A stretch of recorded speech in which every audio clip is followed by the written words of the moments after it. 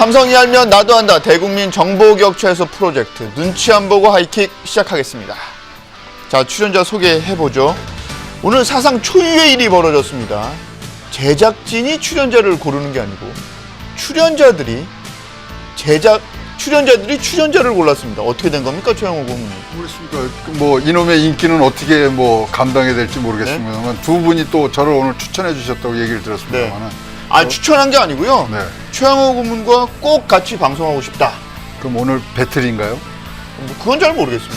뭐 하여튼 오늘도 충실한 내용 삼성이 알면 나도 안다 정도의 오늘 정보 제공 격차에서 잘 해보겠습니다. 알겠습니다. 삼성경제연구원이 아니고 현대경제연구원에서 나오신 최영호 고문이십니다. 자, 그리고 함익병 시사평론가 나오셨습니다. 네, 안녕하세요. 뭐 다른 방송에서는 의사로 표현됐지만 저희는 경제시사 프로이기 때문에 시사평론가, 정치에도 약간 살짝 뭐 몸을 담으시는 거 아니냐 뭐 이래서 시사평론가 칭호가 전혀 어색하지 않은 원래 제가 함익병 시사평론가 시사평론가. 있었습니다. 아, 그래요? 네. 그렇군요. 네. 알겠습니다. 아프셔가지고 지난번에 펑크를 내셔서 엄청 죄송합니다. 걱정을 했습니다. 네, 다 나왔습니다. 오늘 멀쩡하게 잘 하실 수 있는 거죠? 그럼요. 네. 그리고 오늘 출연 너무 재밌어요. 아, 그렇습니까? 네. 알겠습니다. 그리고 종편계의 김구라 최진봉 성공회대 교수 나오셨습니다. 왜 종편계의 김구라로 불리는지 아시죠? 모르겠습니다. 돌아서면 TV에 나오고, 아, 그렇습니까? 네, 별로. 쳐다보면 TV에 나오고. 도대체 방송을 몇 개 하시는 거예요? 이 방송할 때마다 여쭤보는데 예. 저희도 뭐 보도국에 TV가 여러 개가 설치가 돼 있거든요. 예. 여기 나오셨다가 저기 나오셨다가. 제가 최영호 고문보다 좀 못하죠. 최영호 고문이 조금 더 많이 나오시는 것 아, 같은데. 그래요? 예. 뭐 저랑 같이 하는 방송 MBN을 같이 하시는데 네. 저는 한 번 하는데 두 번 하시고 네? 이런 식으로 하시더라고요. 그래서 저보다 최영호 고문이 더 많이 하시는 게 아닌가. 네? 잘 뭐 계산을 해봐야겠습니다. 잘 모르겠습니다. 그렇군요. 예. 서로 당신이 방송을 많이 한다고 하시는 분들과 오늘 한번 얘기 한번 해보겠습니다. 그러면 리포트 하나 보시고요. 저희 본격적으로 얘기 한번 나눠보겠습니다. 사측의 불법 사찰 문제로 초강경 대응이 나선 LG화학 노동조합과 상급단체인 민주노총 산하 화학섬유노조연맹은 다음 달 11일 서울 여의도 LG트윈타워 LG화학 본사 앞에서 대규모 집회를 열 예정입니다.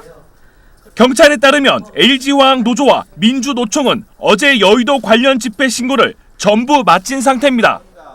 다만 세부적인 집회 일정은 아직 정해지지 않은 것으로 확인됐습니다. 하지만 내부적으로는 이미 집회 시기에 대한 조율이 끝난 것으로 보입니다.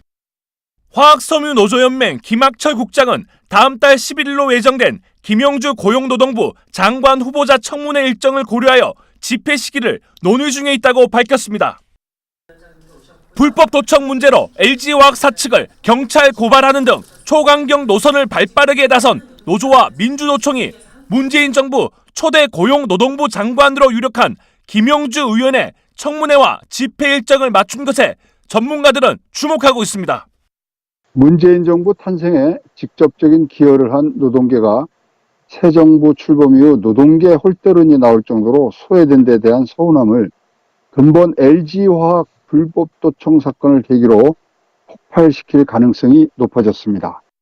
노동계가 김영주 고용노동부 장관 후보자 청문회 시점에 대규모 집회를 열어 문재인 정부의 노동계에 대한 입장을 재확인하는 바로미터로 삼을 가능성이 높습니다. 다시 말해 일자리 대통령을 표방한 문재인 정부와 노동계 간 관계가 지난 대선 때부터 이어져온 협력 관계로 갈지 반대로 극한 대립의 관계로 갈지 갈림길로 작용할 가능성이 크다는 얘기입니다. 실제로 LG화학 노조를 중심으로 한 민주노총의 이번 여의도 집회는 여의도 LG그룹에서 국회 방향으로 향하는 행진도 포함되어 있는 것으로 알려졌습니다. 이들은 국회와 정부를 향해 LG화학 측의 불법 사찰과 관련해 재발 방지와 사정기관의 엄정한 수사로 관련자에 대한 강력한 처벌을 요구할 것으로 보입니다. 아시아경제TV 권호철입니다. 자, 리포트 보셨습니다. 최진봉 교수. 예. 지금 보도를 보셨잖아요. 예. 저 노조가 지금 무리한 행보를 하고 있다 이렇게 보시는 거예요? 아니요? 왜요? 어떻게 보셨습니까? 그러니까 노조가 그러니까 불법 사찰한 건 잘못이잖아요. 그렇죠. LG화학이 그런 행동을 하면 안 되는 거죠. 노조를 불법 사찰했다는 게 말이 됩니까 이게? 군사 정권에 있을 만한 일을 지금 이런 상황에서 했다고 하면 당연히 저거는 비판받아 마땅하고요. 노조가 당연히 문제를 제기할 수밖에 없는 거죠. 본인들의 회의 내용을 몰래 도청을 해서 그걸 활용했다고 하면 회사로서 할 짓이 아니지 않습니까? 그 법으로도 어긋나는 부분이고요. 그래서 저는 노조가 저렇게 행동하는 당연하다고 저는 생각을 해요. 그러니까 LG화학이 어떤 형태로 불법적인 행위를 한 것에 대해서는 당연히 처벌받아야 되는 거고요. 노조가 그거에 대해서 문제를 제기하는 것도 저는 정당하다고 보고, 김영주 지금 노동부 장관 후보자의 그걸 맞춰서 하는 것도 저는 뭐 그런 이유가 있다고 생각해요. 그건 결국 정부에 대한 압박을 하겠다는 건데, 문재인 정부가 그렇다면 저거를 그냥 뭐 덮고 넘어가, 저는 그렇게 하리라고 생각하지 않거든요. 그렇게 해서는 안 된다고 생각하고, 만약에. 그래서 노조가 주장하는 저런 행동에 대해서는 저는 맞다고 생각하고, 그 논외로 아까 중간에 나오신 인터뷰하신 분의 머리가 많이 앞쪽이 없으셔가지고 저는 다른 분인 줄 알았어요. 누구 얘기하시는 최양호 거예요? 고문이 저 앞에 계신 분하고 너무 아까 그 사진하고 그 사진을 언제 찍으신 걸 거기다가 그렇게 머리도 앞에가 안 보여서요, 머리가. 아니, 그 논리로 저 사람을 채지 외모로 그렇게 하시기 시작하면은 오늘 저 우통 벗는 수가 있습니다. 근데 이 네, 사건이 제가 폭발 가능성이 굉장히 높다고 말씀을 드린 게 뭐냐면, 그렇죠. 사건이 뭐 도청하고 이런 건 진짜 불법적인 그 요소가 있었어요. 그러면 진짜 형사적인 처벌이라든가 이런 것도 갈면 되지만, 여기가 불법 도청을 할 당시 정황이 이 좀 우리가 생각한 것보다 더 폭발성이 있습니다. 왜냐하면 왜 그렇죠? 당시에 상급단체 연맹위원장이 와서 협의를 하는 자리였어요. 그러니까 윗단에 그런 이 더 큰 단체들이 와서 하는 거를 녹음을 했단 말입니다. 네. 당시에 이제 LG는 LG 생명과학이라는 데를 이제 흡사합병하면서 교섭 대상을 그거를 협의하고 있는 그런 회의를 하려고 준비를 한 거거든요. 그러다 보니까 이거는 진짜 일개 사업장에서 일어난 일이 아니라 전체 위해성까지 지금 올라가 있는 상태이기 때문에 폭발성이 크고요. 아까 말씀하신 대로 이 LG라는 데가 참 노조 관리를 잘했어요. 사실 1989년도에 가장 구미 공장에서의 데모가 컸거든요. 지게차 갖고 난리가 났었는데, 당시에 이현조 사장이 월담을 합니다. 월담을 하면서 들어가서 노조하고 이제 협상을 하고 3년 내에 다 복귀시켜주겠다. 약속을 지켜요. 네. 그리고 그 다음에 노조가 화답을 합니다. 자기네들한테 성과급 받은 거를 6억을 걷어서 요번에 저 LG전자에서 그 냉장고 잘 만든 연구팀에다 거꾸로 자기네들이 줘요. 그러는 상생관계가 왔으니까, 왜 굉장히 친하고 서로 믿었는 상태에서 신뢰가 처음으로 깨지는 거거든요. 저는 이 노조의 행동에 대해서 예, 한민병 평론가. 문제가 뭐냐면 아직까지 이 행위에 대해서 형사적인 수사도 시작이 안 됐습니다. 한 3일 전에 이제 시작된 일인데, 그거는 제가 말씀드릴게요. 경찰이랑 고용노동부가 합동수사 시작했습니다. 그러니까 수사가 시작됐으면 결과가 나와야 되는데, 지금 노동계에서 노동계 지원을 받았죠. 문재인 정부의 출범에. 그러면 정권이 아직까지 노동부 장관도 아직 임명도 안 하고 청문회도 안 거친 상태에서 이렇게 일을 부풀려버리면, 키워버리면, 그러면 노동부 장관이 수습도 못합니다. 그리고 노동계가 조금은 정부가 출범했으면 조금 기다려줘야죠. 예. 이걸 뭐 현 정부에서 재벌의 편을 들어서 덮자고 얘기하는 것도 아니고 엄격하게 수사를 하고 있는데, 수사도 끝나기도 전에 수사 의지를 밝히고 있는 정부의 입장을 고려하지도 않고 무조건 집회부터 열겠다. 이걸 뭐 숨기거나 누가 왜곡할 사람이 아무도 없는데, 그러면 진실이 다 밝혀진 다음에 처벌할 거 있으면 어디까지 처벌이 되는지는 보면 되는 거지, 왜 집회부터 열고 이걸 가지고 다른 그 노동 이슈를 키워 학대 재생산을 하려는 생각만 하는 거냐. 나는 정부가 뭐 시작이 되면 조금은 기다려주고 하는 걸 그 뭐라 그러죠? 허니문 피어리라고 그러잖아요. 지금 6개월 안 됐잖아요. 조금 더 기다려줬으면 좋겠어요. 한민병 평론가님이 문재인 정부를 이렇게 도와주시는 발언을 해서 전 적절히 환영한데, 그러지만 저는 이제 그 노조 입장에서는 당연히 본인들의 주장을 얘기할 수밖에 없어요. 왜냐하면 지금 상황에서 만약에 노조가 입을 닫고 있다, 그게 더 웃기는 거거든요. 입을 닫고 있는 게 아니라 나는 지금 집회를 열고 이런 단계까지는 아직은 아니라는 거죠. 그렇죠. 그러니까 지금 뭐 집회는 안 열었지만 이제 하고 김영주 노동부 장관 할 때 집회를 열겠다고 하는 것은 노동계 입장에서는 이 문제가 심각한 문제라고 하는 것에 대한 인식을 사회적으로 인식시키려는 의도가 있다고 보고, 노조원들 입장에서는 상당히 이 사건이 터졌을 때 얼마나 이게 분노했겠습니까? 근데 노조 대표들 입장에서는 사실 그런 분노가 있음에도 불구하고 아무런 행동을 안 한다고 하는 것은 그 자체가 사실은 본인들의 그 뭐랄까 존재랄까요? 아니면 본인들의 어떤 위상이랄까 이런 부분에 어용으로 전락하는 거죠. 그럴 가능성이 있어요. 그러니까 노조 입장에서는 선택이 폭이 그렇게 많지 않다고 보고 지금 말씀하신 것처럼 큰 집회를 여는 것에 대한 논란이 있을 수는 있어요. 저는 그렇게 생각하지만 그럼에도 불구하고 노조 입장에서 이 문제를 좀 정치적으로 이슈화하는 것은 필요하다고 보고 그것이 어찌 보면 또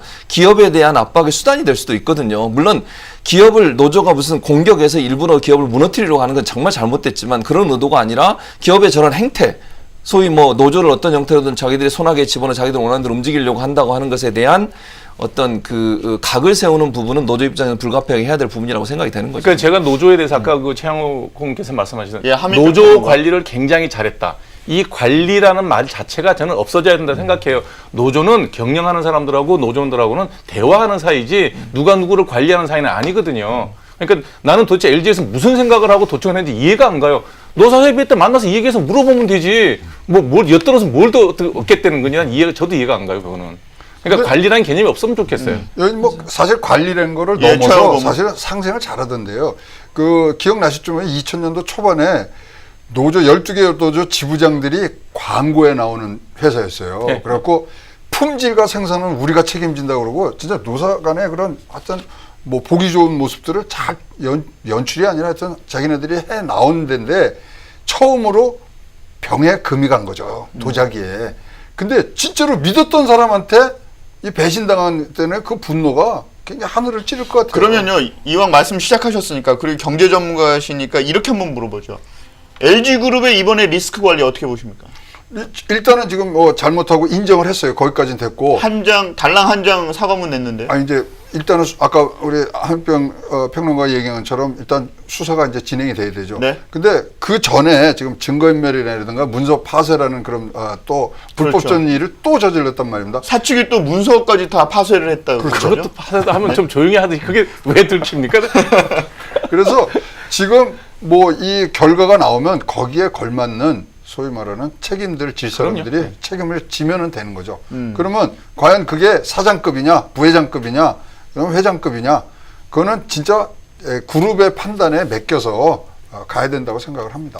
위기 관리라고 하는 것은 예, 사과문 한 장 아까 얘기하셨잖아요. 사과는 크게 세 가지가 있어야 돼요. 첫째는 뭘 잘못했는지 명확하게 밝혀야 되고요. 두 번째는 그러니까 누구한테 미안한지 사과를 할 때는 미안한 대상이 있어야 되잖아요. 그러니까 통합적으로 무슨 두루뭉실하게 얘기하지 말고 노조원이든 조합원이든 그 사람들한테 이런 부분이 미안하다. 이렇게 우리가 한 것에 대해서 미안하다. 이렇게 좀 구체적으로 써야 되고요. 네. 세 번째는 앞으로 어떻게 재발 방지를 할지에 대한 내용들이 포함되어 있어야 되는데 그렇죠. 사과문 내용이 너무 두루뭉실하게 돼 있다는 거예요. 그렇죠. 그러니까 사과문이라고 하는 것이 받아들이는 입장에서는 이게 진정성이 떨어지는 내용으로 될 수 있기 때문에 형식적으로 LG에서는 그냥 이 문제를 좀 덮고 넘어가려고 하는 시도를 한 게 아닌가 하는 의문을 살 수 있어서 사과문도 좀 더 아까 말씀드린 그 세 가지 요소를 좀 구체적으로 적어서 사과를 했더라면 더 좋을 뻔했는데 그런 부분이 좀 미약한 부분이 있죠. 사과문의 내용 중에 그런 표현이 있습니다. 사실관계가 밝혀지면 그때서야 뭐 관계자를 처벌하든지 책임을 지겠다라는 표현이 있는데 사실관계 판명은 거기 사측이 제일 잘 알고 있는데 뭘 또 수사까지 기다려요. 아니 근데 더 재밌는 건 이겁니다. 지금 사측에서 이야기하는 건 한 직원의 일탈 행위다. 이렇게 지금 얘기하고 있거든요. 근데 저는 그게 이해가 안 되는 게요. 아무리 그래도 그렇지 그 직원이 그게 어떤 파장을 몰고 올지 알잖아요. 노조에 가서 도청을 한다? 이건 한 직원이 개인적으로 판단해서 할 수 있는 문제는 저는 아니라고 봐요. 그 정도의 이 감각이 없겠습니까? 그 LG화학에 근무하는 사람이. 그게 회사가 조직적으로 했는지 이 문제는 좀 별개로 하더라도 최소한 고위층이 개입됐을 가능성은 충분히 우리가 생각해 볼 수 있는 거 아닙니까? 노조를 상대로 도청을 한다는 것은 웬만큼 해가지고 못해요. 간이 엄청나게 큰 사람이 해야 되고 조직적으로 누가 뒤를 봐주지 않는 이상은 이렇게 행동할 수 없습니다. 근데 도청 장치도 보고 있으니까 너무나 허술해요. 네. 뭐 손으로 유선으로 이렇게 해가지고 옆방에서 하고 있는데 이거 보면 너무 조직적으로 보기에는 너무나 허술하다는 느낌이 근데 들어요. 그게요. 선이 있는 게 아니고요. 선이 없는 고성능 무전기에 가까운 30m 밖에서 된다긴 하더라고요. 예. 그래서 이제 제가 말씀드린 건 그러한 변명, 저는 변명이라고 보는데 그 해명이 별로 설득력이 없다는 거예요. 한 개인의 일탈이다. 그렇죠. 그렇게 얘기하기는 상당히 그 사건의 어떤 무게가 그렇게 이해하기는 좀 쉽지 않은 거죠. 그러니까 그렇게 두루뭉실한 사과문 한 장으로 이게 넘어가려고 그런 거 아니었겠어요? 그래서 제가 문제라고 얘기하는 거예요. LG화학이 그런 식으로 대처하는 것이 아니, 그러니까 최소한 LG라고 하는 그룹이 우리나라에서 갖고 있는 무게감 있지 않습니까? 네. 재계 몇 순위 안에 들어가는 회사인데 잘못을 했으면 잘못을 인정하고 정말 제대로 아까 한민병 평론가도 얘기하셨지만 책임 있는 사람이 누군지 찾아내서 처벌하면 되는 거예요. 그 일탈행위가 뭐든지 간에. 그럼 회사가 더 그 책임으로부터 벗어날 수 있을 텐데 마치 한 사람의 실수인 것처럼 이렇게 얘기하는 순간 결국 국민들이 볼 때는 더 위에까지 또 연관돼 있는 게 아니야 이렇게 볼 수밖에 없는 구조라는 거죠. 이게 이제 사실관계들이 예, 차츰 최영범은? 뭐 발견이 되겠죠. 조사를 과정을 통하면 그러면 뭐 말씀하신 대로 이게 뭐 그 장비가 뭐 아무래도 그래도 몇십만 원 할 거 아닙니까? 그러면 35만 원짜리입니다. 그러니까 자기가 자기 돈 내서 사지는 않았을 거라고 보죠. 그럼 뭐 이 품위 결제서를 맡아야 되고 그런 과정에서 분명히 윗선의 어떤 뭐 허락까지는 아니더라도 무슨 뭐 용도로 쓴다 그러니까 소위 말하는 방조를 한 거죠. 그런 부분까지도 이번엔 책임을 져야 된다 이거죠. 근데 그러면 지금 나온 첫 번째 그런 사과문은 이제 뭐 그걸로 덮으려는 의도는 없겠죠. 그러나 좀 더 아까 말씀드린 좀 더 주도 면밀하고 그 지금 말씀하신 거를 종합하자면 진솔성이 없는 거 아닙니까, 그죠? 그런 부분들이 좀 부족한 거는 사실인 것 같습니다. 그러니까 노조원들이 LG화학이 원래 노조 예, 관계가 한미평 13년 평론가. 동안 한 번도 없죠. 노사 분규가 없었던 회사입니다. 그러니까 기본적으로 사측과 노측이 신뢰가 충분히 있는 그런 그 관계이기 때문에 이런 뭐 불미스러운 일이 발생했을 때 진정성 있게 노조와 해명을 하고 처벌은 우리가 밝혀서 최상위까지 다 처벌을 하겠다. 재발 방지 약속했다 그러면 회사 내에서도 충분히 정리할 수 있었던 그런 문제가 아닌가라는 생각이 들어요. 이 최초의 이 사건이 딱 터지고 나서 대부분의 전문가들은 박진수 LG화학 부회장이 공개석상에 나와서 사과를 하고 이렇게 마무리를 하지 않겠느냐 이런 전망이 있었는데 결국에는 이제 한 장짜리 사과문으로 지금은 일단락된 상황이란 말이죠. 그런데 제가 볼 때는 이걸 것 같아요. 예, 만약에 지금 한익병 선생님이 얘기한 대로 그렇게 되려면 노조와 공동으로 조사를 할 수 그렇죠. 있는 위원회 같은 걸 만들어야 되는데 그게 합의가 안 됐기 때문에 노조가 이렇게 나오지 않았겠습니까? 지금 두 분이 말씀하신 것처럼 10몇 년 동안 좋은 관계를 형성했다고 하면 이런 문제가 발생했을 때 노조위원장하고 회장이 만나든지 얘기를 해서 공동조사위원회를 꾸려서 그럼 우리가 한번 진실을 파헤쳐보다 이랬다고 하면 노조가 이렇게까지 나왔을 거라고 생각하지 않아요. 그게 협의가 안 됐기 때문에 결국 노조가 국회까지 가서 저렇게 했겠지 않겠습니까? 그러면 그 말은 결국 회사 입장에서 노조의 그런 요구를 적극적으로 받아들이기보다는 한 직원 한 사람의 개인적인 일탈로 몰고 가려는 시도를 했지 않나 하는 생각이 드는 거죠. 예. 잘못하다가 꼬리가 잘리는 네? 게 아니라 머리가 잘릴 가능성도 있는데 왜 이런 네? 치우는지 한민병 모르겠어요. 평론가. 예. 이게 진실이란 게 세월이 지나면 뭐 그리 길지 않은 시간에 요즘 같은 공개된 세상에서 다 밝혀지거든요. 그럴 것 같으면 있는 대로 공개하는 것이 가장 그 피해가 적죠. 회사 전체로 볼 것 같으면 지금 단계라도 저는 회사에서 대승적으로 노조와 사측에서 공동조사위원회를 구성을 하든 아니면 노조 측에서 원하는 대로 조사위를 구성을 해서 충분하게 처벌받을 사람을 사내에서 처벌을 하는 것이 훨씬 더 회사에서는 이익이 아닐까 하는 생각이 듭니다. 그렇죠. 그런데 제가 한 가지 사실관계를 또 말씀을 드릴게요. 이 문재인 정부에서 이 사안을 얼마나 심각하게 생각을 하냐면요. 고용노동부에서 바로 경찰이랑 공조 수사를 시작을 했습니다. 그 얘기는 뭐냐? 고용노동부도 이 문제가 잘못 해결됐을 때 올 파장이 엄청나기 때문에 거기서 지금 벌써 그 공무원들이 발빠르게 움직여가지고 저희가 어제 그 사실을 확인을 했거든요. 그래서 아까 최영호 고문께 LG그룹이 지금 리스크 관리를 잘못하고 있는 것 아니냐는 뉘앙스로 제가 여쭤본 거였습니다. 하여튼 그런 부분이 크죠. 지금 큰 부분도 있고. 근데 이제 전체 회사 전체로 한번 이제 보죠. 네. 제가 이제 만약 사장이었다면 사실 LG화학이 이번 2분기에 사상 최대의 실적을 냅니다. 그리고 흑자 전환이 되면서 지금까지 좀 많이 어려웠는데 지금 뭐 기초 소재, 전자 소재, 뭐 그다음에 재료 소재, 정보 등등 거기다 바이오까지 들어온 바이오까지. 네. 그러니까 지금 뭐 소위 말하는 4차 산업혁명에 선두에 설 수 있는 그런 굉장히 뭐 이 여력을 갖고 있던 주력 회사인데 계열사죠, LG그룹에. 거기다가 요번에 굉장히 최대의 실적치를 냈단 말입니다. 그러니까 회사가 이제 잘 돼가는 방향에서 이런 일이 있으니까 빨리 조기에 수습해서 이 모멘텀을 이어간다는 생각을 지금 분명히 경영진에서는 했을 거란 말입니다. 근데 그게 사실은 잘못된 일이죠. 아까 말씀하신 대로 공동조사위원회라든가 뭐 잘못된 건 잘못된 거고 사과할 일 사과하고 진상을 조사한 후에 그 다음에 나갔어야 되는데 근데 사실 13년간 지금 뭐 어떤 이 노사의 그런 저런 움직임이 없었던 뭐 대비해서 요번에 특징적인 거는 LG 생명과학이라는 데서 들어오면서 교섭 대상이 어디까지 포함이 되느냐 그런 거에서 약간은 소위 말하는 소리가 좀 나고 있던 상황이었어요. 그렇죠. 자본이 좀 있었죠. 예, 있는 상황에서 이제 요게 터졌기 때문에 사실 뭐 진짜로 이 의도한 대로 안 되고 이게 뭐 진짜 비 온대 눈 오고 지금 덮어 있는 그런 상황인데 초기 대응은 점수를 주자 그러면 뭐 지금 박하게 줄 수밖에 없습니다. 근데 지금 이제 그 예, 상급단체 화학노조연맹이라든지 민노총에서 이제 같이 이제 개입을 하게 되면 네. 일이 너무 커지게 되면 정부의 부담이 된다는 겁니다. 그러니까 이 문제에 대해서 현 정부가 뭐 무슨 일이야? 뭐 좀 일개 말단직원이 한 일을 갖고 뭘 그래? 이런 식의 나오는 정부가 아니잖아요. 그렇죠. 그러면 일자리 대통령. 네, 일자리를 만들고 노동자에 대해서 어떻게 하든지 좀 더 이렇게 보호를 하려는 집권 세력이 그렇게 생각을 하고 있는데 그걸 기다려주지 않고 그걸 또 그냥 그 집단 그 시위를 하게 된다 그러면 정부가 힘들어집니다. 그러니까 제발 한 6개월 내지 1년 정도는 어떻게 하는지 조금 기다려주면 최저임금 같은 경우에도 굉장히 전향적인 자세를 취하고 있는데 이 어떻게 보면 그 회사 내에서 끝낼 수 있는 문제이기 때문에 정부가 이걸 덮으려는 정부가 아니거든요. 그러면 민노총이나 상급단체에서 조금 더 기다려주는 정도의 아량 그런 게 있어야 사건이라는 게 여기서 끝낼 수 있는 건 끝내도록 도와줘야지 이걸 기회로 해서 그냥 일을 크게 만들어가지고 나라에 아니면 국가 경제에 도움이 되지 않는다 그러면 한 템포 쉬어가는 것도 저는 나라를 위해서 좀 필요하지 않나 하는 생각이 듭니다. 어떻게 생각하세요? 그러니까 지금 말씀하신 거에는 뭐 최종적으로 기본적으로 저는 뭐 다른 생각은 없고요. 다만 이제 저는 그러니까 지금 이게 이 문제가 제대로 해결이 안 됐을 때는 당연히 상급 노조인 뭐 여기만 섬유화학연맹이나 아니면 민주노총에서 개입을 할 걸로 생각이 들어요.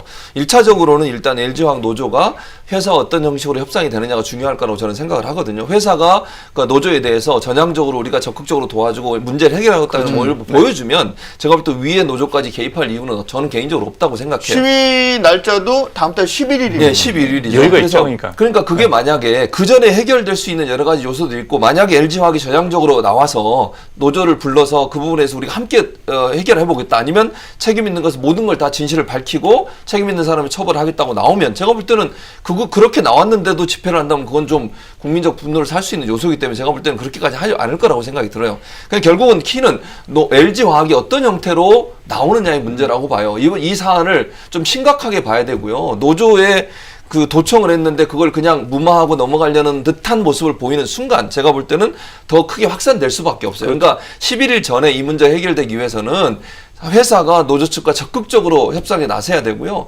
노조가 참여한 어떤 형태는 조사위원회가 구성이 돼서 실체적 진실을 밝혀내는데 노조가 적극적으로 참여할 수 있는 길을 열어주는 것이 결국은 문제를 조기에 수습할 수 있는 방법이라고 생각이 됩니다. 이게 이 사태를 잘 들여다보면요.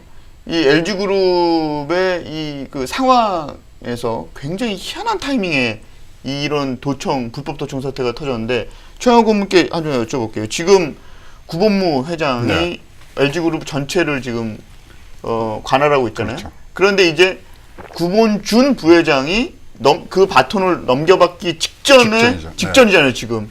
그리고 구광모 지금 상무가 임원으로서 굉장히 뭔가 능력을 발휘하려고 하고 있는 이 찰나에 이런 사건이 땅 터졌단 말이죠.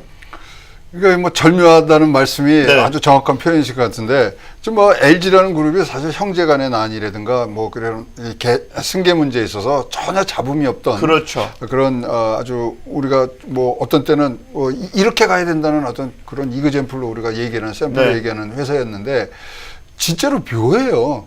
그리고 LG화학도 잘 나가고 있었단 말입니다.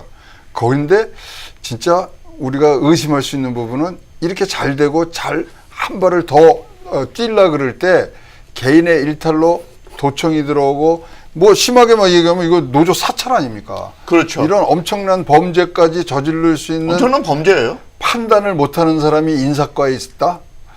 뭐 여러 가지 합리적 의심들이 많이 들 수도 있습니다. 더 재밌는 건 박진수 LG화학 부회장이 구본무 회장이 굉장히 아끼는 측근이거든요. 그리고 구본준 부회장 체제로 넘어가면서 박진수 부회장이 여러 가지 역할을 할 것이다 이런 전망이 많았는데 지금 이 상황이 땅 터지니까 지금 제가 이제 다른 그룹들한테 만약에 이런 상황이 벌어지면 어떻게 해야 됩니까? 그랬더니 정확하게 이렇게 얘기하더라고요.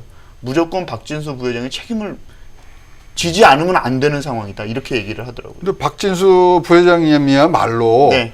이제 LG화학에서 계속 뭐 거기서 진짜 청춘을 다 보내시고 네. 대한민국 화학계 아주 진짜 보배 같으신 분이고 여기를 키워오신 분인데 지금 사실 LG화학도 이렇게 소위 말하는 이륙을 해야 되는 그런 순간인데 이분의 역할이라는 게 굉장히 크거든요. 또 말씀드린 대로 인수합병을 LG생명과학을 했기 때문에 지금 하실 일이 너무 많은데 과연 박진수 회장을 놓아가면서까지 이 문제의 수습선이 올라올 거냐? 그래서 한 장짜리 사과문이 그런 박진수 회장을 보호하기 위한 수단 아니었냐라는 의심이 제게 있는 거죠. 정말 그러면 악수죠. 예? 예를 들어서 박진수 그 부회장을 꼭 보호하고 싶었다면 밑에서 차상급자 정도 되는 분이 나서서라도 내 선에서 끊어줘야죠.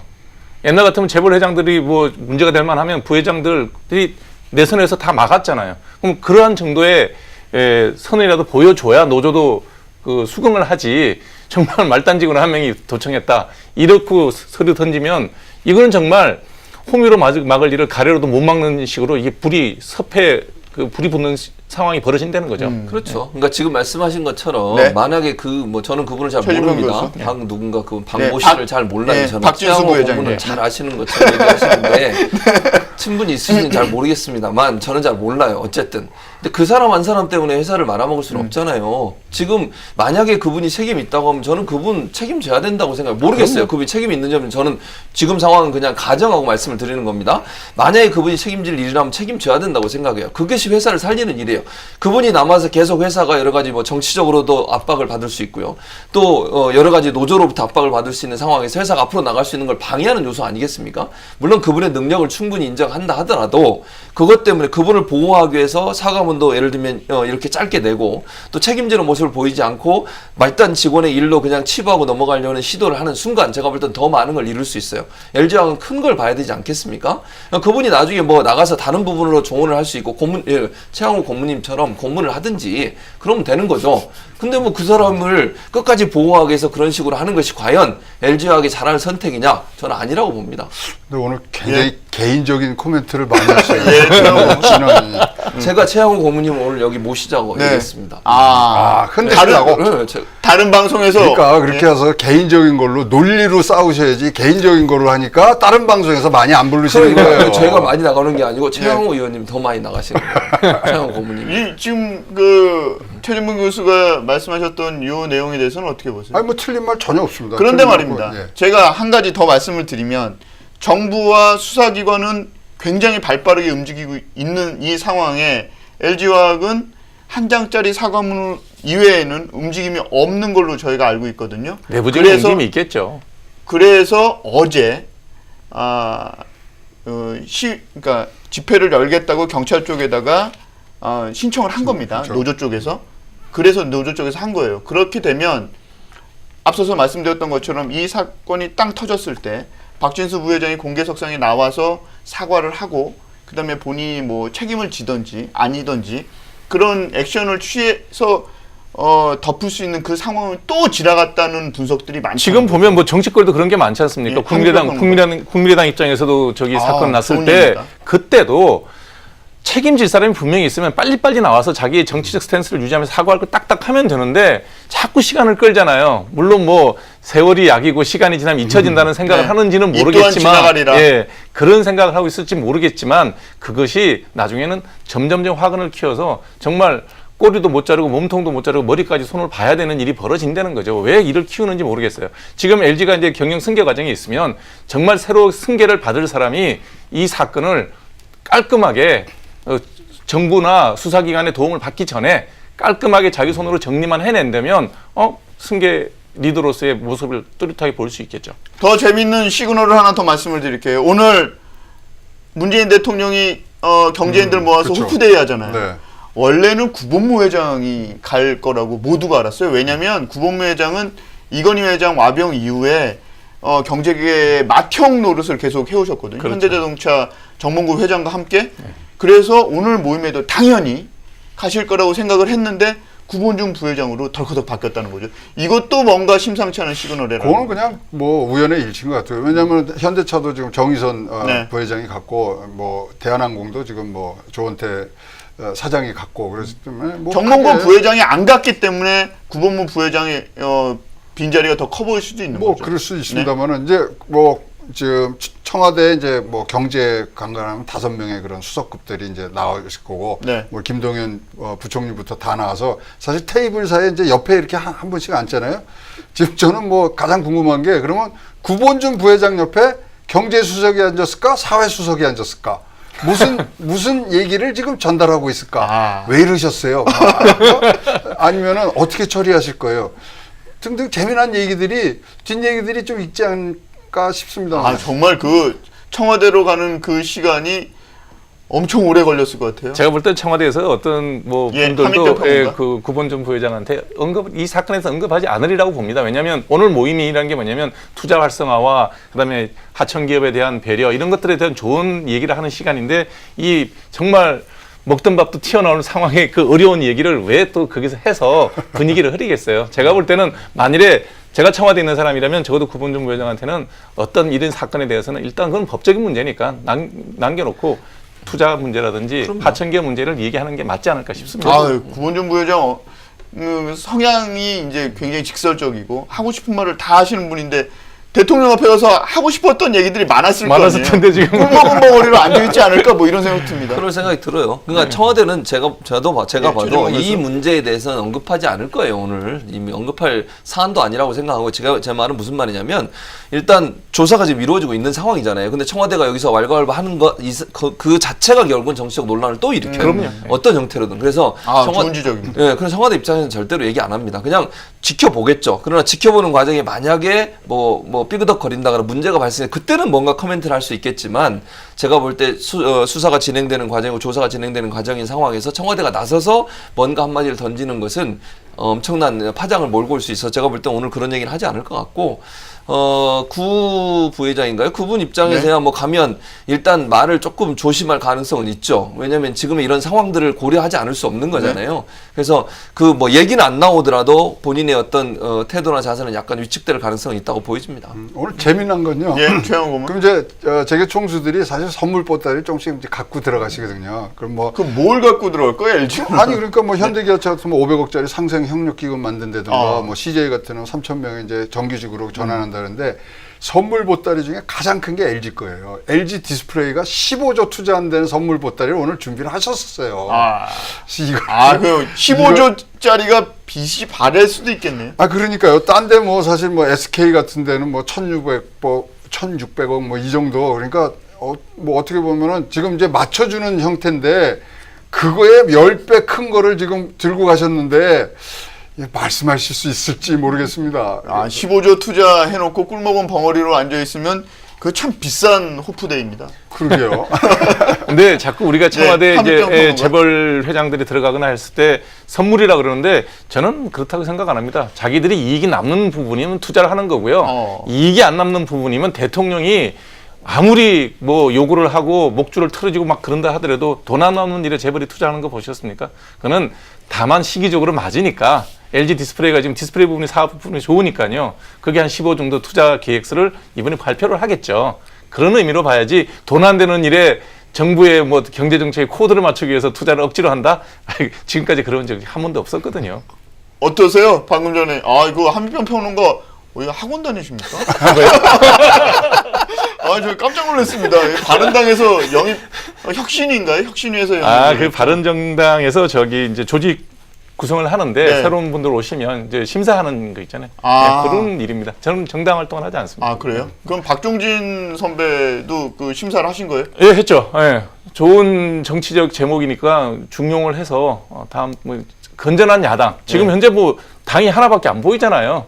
예, 민주당만 갖고 우리가 잘 살아갈 수 없잖아요. 새는 뭐 양쪽에 날개가 필요한 거니까 지금 이제 오른쪽 날개가 너무 부실하니까 좀 튼튼하게 되면 잘 날아가겠죠. 저희가 제가. 시사평론가 이름 잘 달아드린 것 같습니다. 그러니까요. 의사 선생님으로 알고 있었는데 오늘 처음 그러니까요. 뵀는데 네. 시사평론가로 달고 해서 깜짝 놀랐고요. 네. 저는 바른정당이 정말 잘 그러니까 정말 그 보수의 가치를 잘 지켰으면 좋겠어요. 근데 바른정당 얘기하면서 저를 저를 보실 게 아니라 여기 이제 아니 함익병 눈이 의원. 이렇게 자연히 가네요. 저는 의도하지 않았는데 바른정당 얘기하는데 자, 왜 그래서 이제 찍어보고 주제를 바꾸면 오늘 진행도 하시는 겁니까? 아니 뭐 한번 해보겠어요. 이 자리를 어렵게 노리시는 건 아니죠. 자리 아니, 자리를. 아니 지금 방송을 하면 네. 진행자가 있는 거고 출연자가 있는 그렇죠. 거잖아요. 도대체 저희 하이킥은 도대체 누가 진행자인지 알 수가 없는 일 방송. 그래서 하이킥이 잘 되는 거예요. 제가 지난번에 방송을 한번 하고 나선 네. 기다리고 있는데 예. 연락이 없더라고요. 일주일 동안. 아 그래요? 네, 그 다음에 연락이 돼서 이제 나오려고 했는데 이제 갑자기 몸이 아파갖고 못 나왔는데 네. 계속 기다리는 거예요. 언제 불러주나. 와그 정도입니까? 재밌더라고요. 자 그리고 이 그 앞서서 저희가 얘기했지만 이 노조가 네. LG화학 노조가 11일 날 다음 달 11일 날 집회를 한다는데 그날이 공교롭게도 김영주 노동부 장관 후보자 청문회 날입니다.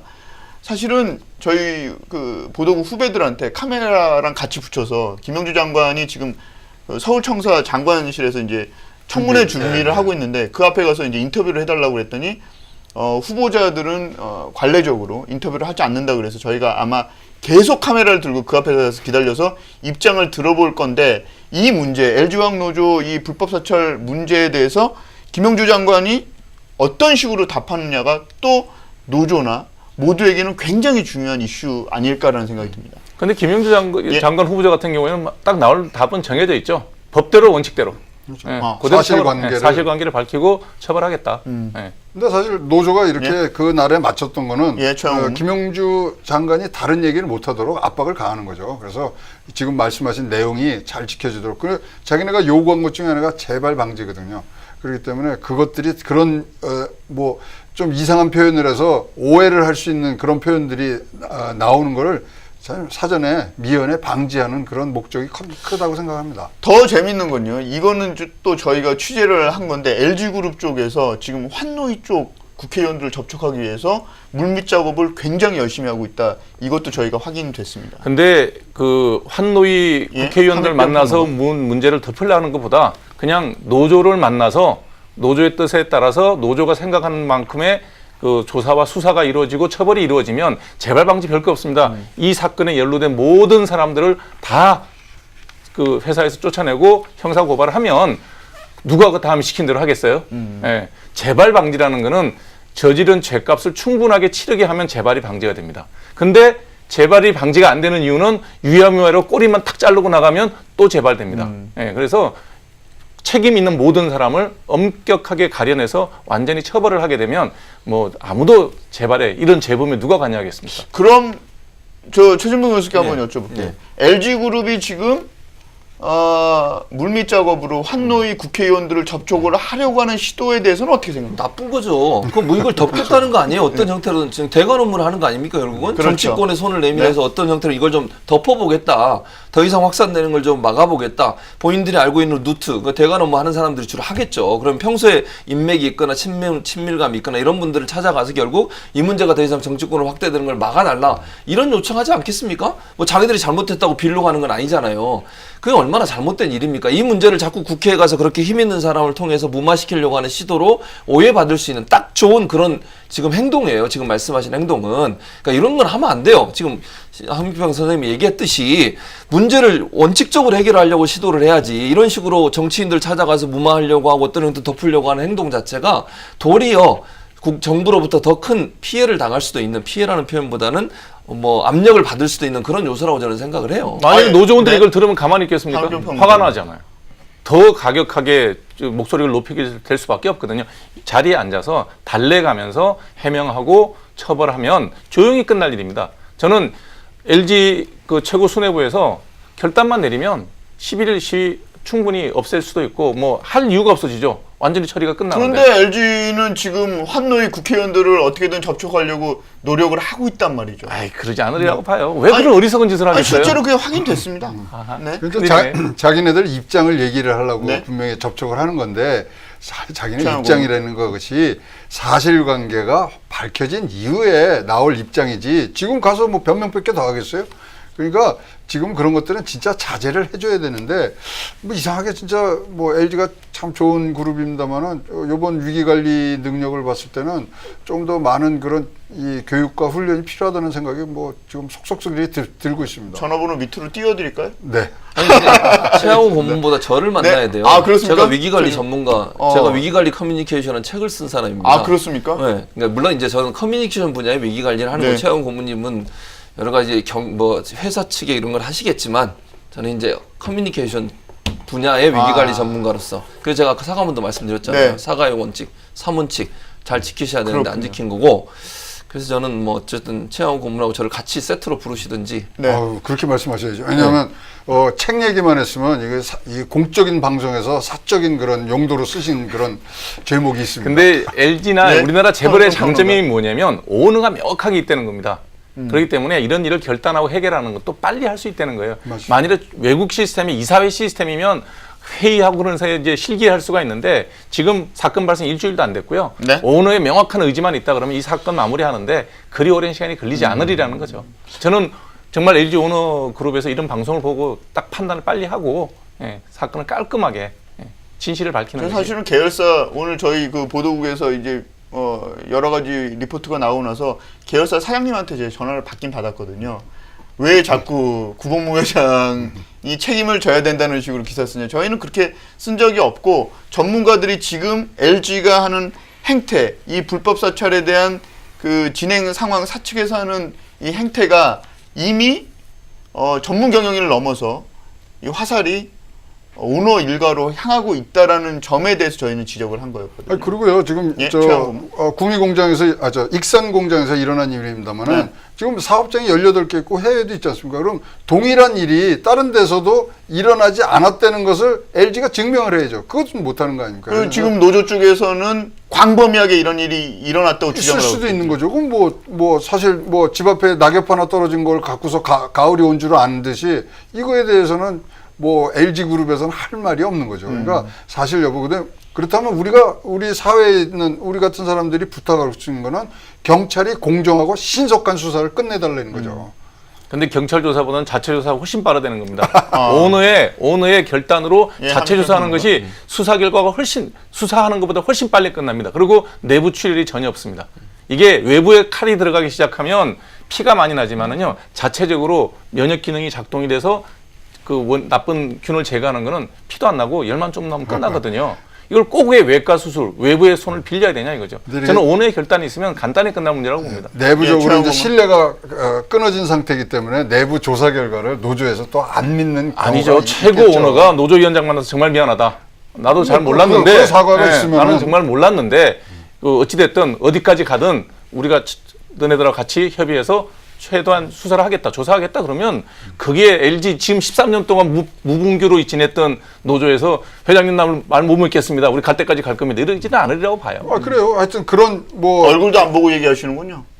같은 당이니까 그냥 서로 이제 체온만 느껴서 그런 굉장히 필요합니다. 왜냐하면 소위 말하는 지금 이제 신뢰가 깨졌을 때 뭐 친구 사이라든가 부부 사이 신뢰가 깨졌을 때 자기의 솔직함을 드러낼 때 이게 이제 소위 말하는 봉합이 되기 시작하는 건데 지금 말씀하신 그런 결단 그리고 제일 책임질 수 있는 사람의 책임 있는 말 뭐 그 한마디면 진짜 좋은 관계였거든요. 이 노사 관계가. 네. 그래서 다시 이제 봉합을 하고 지금 이륙할 때라고 아까 말씀드렸잖아요. 이제 동력을 다시 얻어야 될 때입니다. 동력을 다시 얻어야 된다. 근데 이 재계하고 대통령이 만나는 이 좋은 자리에 이런 사건이 탕 터지니까 참 오늘 호프데이는 좀 뭐 할 말 못하고 이렇게 나오는 그런 분위기 아닐까라는 생각도 좀 듭니다. 뭐 LG 입장에서 뭐 그럴 수는 있겠지만 다른 기업들은 제가 볼 때 뭐 충분히 할 만할 거라고 봐요. 저는. 그리고 문재인 대통령이 어쨌든 호프데이를 만든 것도 사실은 그냥 편안하게 얘기를 해보자 이런 의도를 가지고 시작한 거 아니에요. 말씀 자료도 없다고 그래요. 말씀 자료도 준비 안 하고 박근혜 전 대통령 맨날 말씀 자료 갖고 들어갔잖아요. 네. 나중에 법정에 뭐 증거로 되고 이랬는데 어쨌든 오늘 그런 준비도 안 하고 그냥 프리 토킹을 하자.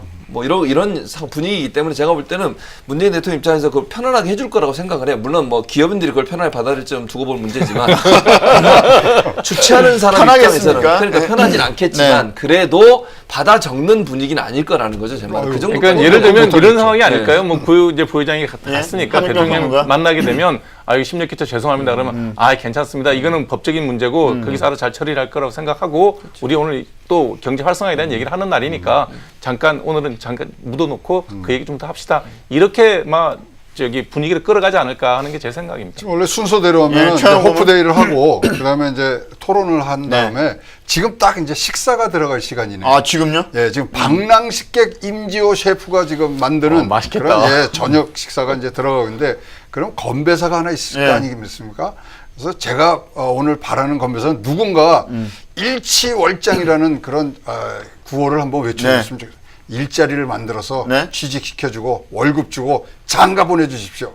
그거를 일치월장 누가 한번 좀 했으면 좋겠다. 아니 근데 문재인 대통령이 이 건배사 잘 못하는 걸로 유명하잖아요. 잘하세요. 굉장히 잘하세요. 아, 그래요? 요번에 그 호프데이 할 때도 얼마나 잘하셨어요. 그저 떨어진 경선했던 후보들하고 얘기하면서 우리가 하나로 이제 나가자. 그리고 그거 호프 마시고 다 기분 상해가지고 간 거 모르세요? 아유, 그 건배사는 좋았다니까요. 거기다가 이제 저 당청 관계할 때 그때는 임종석 그 비서실장이 건배사를 했죠. 이기자 이런 기회를 자주 가집시다. 그래서 뭐 박수 받고 잘하세요. 잘하는데 오늘은 제가 보기에는 일치월장이 좀 나오면 우리 저 참석했던 그런 재계 총수가 위하여 한번 했으면 좋겠어요. 위하여가 한국말로 아니고 위하여 우리가 채용을 하겠다. 이런 사람이 청와대 가서 기획을 해야 되는 거 아니에요? 아니 청와대 계셨잖아요. 그러니까 그때 IMF 맞았잖아요 그때. 그렇게 아니에요? 아니 맞잖아요. 돈이 있을 때 IMF 제가- 맞아요. 김영삼 정부 청와대 그 너무하시네, 경제수석실에 계셨잖아요. 아닙니다. 그때는 이제 정무로 와서 그래요? 일하고 있을 때거든요. IMF 때는 그건 아니었고. 근데 정무했을 때도 또 정권을 내줬습니다. 책임지세요. 네? 책임지시라고. 책임지려고 저 국회를 가려고 그러는데 잘 안 돼요. 자 그리고 오늘 문재인 대통령이 분명히 비정규직의 정규직 전환, 고용을 위한 투자, 그리고 노조와 하도급 업체와의 상생을 주문할 게 확실하다 뭐 이런 내용이 있었는데 이거는 괜찮은 것 같아요. 하청 하도급 업체와 대기업 간의 상생. 그렇죠? 네. 그래서 사실 누가 기획을 했는데 대기업이 만든 맥주에 지방 소주를 그러니까 뭐 협력업체 중소기업과 대기업이 이 상생하는 걸로 해서 소맥을 만들기 처음에는 원래 개념인데 이제 그건 안 하고 이제 지방에서 만든 소지방에서 만든 수제 맥주 350ml짜리로 이제 호프를 하기로 했는데요. 아주 저거는 뭐 포인트 중에 포인트죠. 상생. 근데 이제 이게 말로만 이렇게 하면 이제 평론가? 대통령이 이제 분명히 말씀을 하실 거예요. 하도급 업체, 하청업체들에 대한 배려가 필요하다라고 얘기를 하면 경영하는 사람 입장에서는 이익을 최대로 남기는 게 자기의 목적입니다. 그래서 이거는 어떤 식으로 얘기해도 뭐 심하게 이야기하면 굶어 죽지 않을 만큼은 준대요. 하도급 업체들 얘기 들어보면. 맞습니다. 예, 연명할 수준으로 주는데 그래갖고는 우리가 2차, 3차 그 하청업체들의 기술 개발이라든지 자체적인 생존이 힘들거든요. 그래서 저는 제가 국회의원도 아니고 정치에 몸을 담고 있지는 않지만 제 나름 생각해 본 게 뭐냐면 지금 대기업들이 엄청나게 많은 이익을 남기는 회사들이 있어요. 그러면 대표적으로 제조업이 자동차하고 이제 반도체나 맞습니다. 우리 핸드폰 이쪽인데 이게 다 하청업체들이 되게 많거든요. 그러면 저는 최고 마지막에 있는 삼성전자나 현대자동차의 남은 이익금의 몇 퍼센트는 그 매출액 대비 하청업체한테 강제로 이익을 돌려주는 이런 법안 같은 것들이 강제가 되지 않는 한 현 우리나라 제조업 구조화에서 하청업체가 목소리 내기 힘듭니다. 예를 들어서 삼성전자가 1조가 남았다. 영업이익이 다 세금 내고 1조가 남았으면 하청업체들한테 뭐 3천억 정도의 그 물건을 받았다고 치면 그 비율에 맞게 다 이익을 돌려주는 거죠. 현금 결제죠. 어음 결제 아니고. 현금으로 당연히 줘야죠. 우리가 회사가 잘 되면 보너스 주듯이 하청업체에도 보너스를 줘야 된다는 거예요. 그거를 말을 하면 네 그러고 가서 하겠냐고요. 정권이 50년 가는 것도 아니고 5년인데 처음 얼마나 하는 신용하다가 또 없어질 겁니다. 이거는 법제화시켜야 됩니다. 삼성이 갖고 간 보따리 중에 하나가 물품 대금 지원 펀드 2천억 하고요. 30일 내 현금 결제는 지금 말씀하신 그 내용으로 선물 보따리 갖고 왔는데 뭐 선물 보따리를 진짜 실행을 잘해야 되겠죠. 꼭 지켜주시기 바라겠습니다. 갑자기 그런 생각이 듭니다. LG가 원래 1조 5천억이었는데 이 불법 사찰 때문에 15조로 늘어난 거 아닌가 이런 생각도 듭니다. 그렇죠? 뭐 그럴 가능성도 있지만 그건 잘 모르겠고 지금 네. 저는 황익변 선생님이 얘기했던 말에 전적으로 동의해요. 네. 근데 저걸 이제 지금 최양원 선생님이 얘기하신 거는 그게 실행 방안이 중요하다고 이번에 뭐 삼성이 갖고 왔다는 이래서 오늘 끝나는 게 아니라 법제화하는 것도 저는 좋다고 생각해요. 그런데 그렇게 한다고 누가 가장 반대하겠습니까?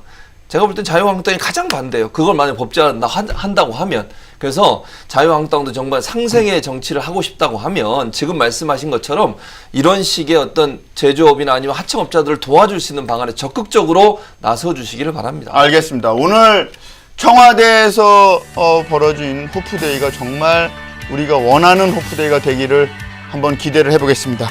자, 삼성이 알면 나도 한다. 눈치 안 보고 하이킥 저희가 준비한 내용은 여기까지입니다.